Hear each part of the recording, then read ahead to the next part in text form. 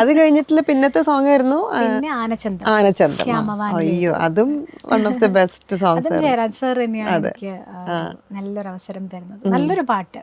അപ്പോൾ അത് പക്ഷെ സിനിമയിൽ മെയിൽ വേർഷനാണ് ഉള്ളത്, വേണുചേട്ടനാണ് പാടിയിരിക്കുന്നത്, ടൈറ്റിൽ സോങ് ആണ്.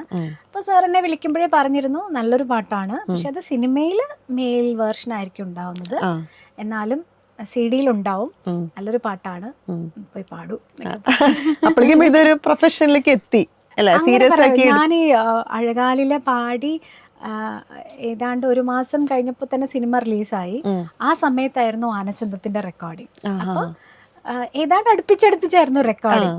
അപ്പോൾ ജയരാജ് സാർ അത്രത്തോളം സപ്പോർട്ടീവ് ആയിരുന്നു, അത്രത്തോളം നേരത്തെ പറഞ്ഞ പോലെ പുതിയൊരു ടാലന്റ് കണ്ടുപിടിച്ച് പുതിയൊരാൾക്ക് അവസരം കൊടുക്കുന്ന കാര്യത്തിൽ അദ്ദേഹം എനിക്ക് തോന്നുന്നു അങ്ങനെ ആരും അങ്ങനെ ചെയ്യില്ല. ഒരുപാട് പേർക്ക് അവസരങ്ങൾ കൊടുത്ത ഒരു വ്യക്തിയാണ്. അത് കഴിഞ്ഞിട്ടുള്ള പിന്നത്തെ മൂവീസ് ഒക്കെ ഏതായിരുന്നു? ഞാൻ ചോക്ലേറ്റിൽ കൽക്കണ്ട മലയെ, നല്ലൊരു സോങ്, അതൊരു പെപ്പെ സോങ്ങാണ്. കോളേജില് ആ സിനിമ ശ്രദ്ധിക്കപ്പെട്ടു. പൃഥ്വിരാജിന്റെ 111 ദിവസം തിയേറ്ററിൽ ഓടി എന്നുള്ളൊരു ഇതൊക്കെ എനിക്ക് കിട്ടി. അതൊക്കെ ഭയങ്കര സന്തോഷം, ആദ്യമായിട്ട് കിട്ടുന്നല്ലേ.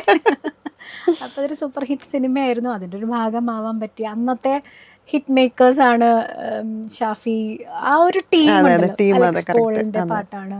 അപ്പൊ അന്നത്തെ ഹിറ്റ് മേക്കേഴ്സ് ആണ് അവരൊക്കെ. ക്ലാസ്മേറ്റ്, ചോക്ലേറ്റ്, അങ്ങനെ കുറച്ച് സീരീസ് വന്നല്ലോ. അപ്പൊ അതിലൊരു പാർട്ടായി, പാട്ട് ഹിറ്റായി, സിനിമ ഹിറ്റായി. സിനിമ ഹിറ്റ് ആകുമ്പോ തന്നെ ഓട്ടോമാറ്റിക്കലി അതിൽ പാട്ടും ശ്രദ്ധിക്കപ്പെടും എന്നുള്ളതാണ്. അത് കഴിഞ്ഞിട്ട് കഴിഞ്ഞിട്ട് കുറെ ഡബിങ് സിനിമകൾ കുറെ പാടി. എനിക്ക് തോന്നുന്നു ചോക്ലേറ്റിന് മുമ്പും ഞാൻ ആനച്ചന്തത്തിന് ശേഷം എനിക്ക് ഇനിയിപ്പോൾ ഞാൻ എന്താണ് 2 പാട്ടുകൾ ജയരാജ് സാറാണ് തന്നത്. അപ്പം ഇനി എങ്ങനെയാണ് ഇനി അടുത്തൊരു ഓപ്പണിങ് കിട്ടുന്നത് എന്നുള്ളൊരു കൺഫ്യൂഷൻ ഉണ്ടായിരുന്നു. അപ്പം ഞാൻ ജയരാജ് സാറിനോട് എല്ലാം ഇപ്പോഴും എല്ലാം സംസാരിക്കാറുണ്ട്. അപ്പോൾ ഞാൻ എന്താണ് ഇനി ചെയ്യേണ്ടതെന്ന് ചോദിച്ചപ്പോൾ സാറ് പറഞ്ഞു കുഴപ്പമില്ല, വെയിറ്റ് ചെയ്യാം, വരും, അവസരം വരും, വെയിറ്റ് ചെയ്യാം. അപ്പം ഞാൻ സാറിനോട് ചോദിച്ചു ഞാനെങ്ങനെ ആരെങ്കിലും പോയി കണ്ട് ഇങ്ങനെ അവസരം ചോദിക്കണ്ടേ, വെയിറ്റ് ചെയ്യൂ, പാടി തുടങ്ങിയല്ലേ ഉള്ളൂ, വെയിറ്റ് ചെയ്യൂ, എന്തായാലും അവസരങ്ങൾ വരും പറഞ്ഞു.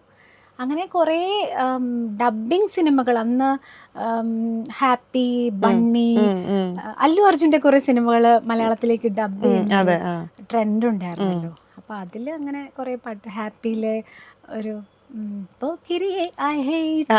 അത് പാടി, അത് ഹിറ്റായിരുന്നു. ബണ്ണി എന്ന് പറഞ്ഞ സിനിമയിൽ പാടി, അങ്ങനെ കുറേ പാട്ടുകൾ പാടി.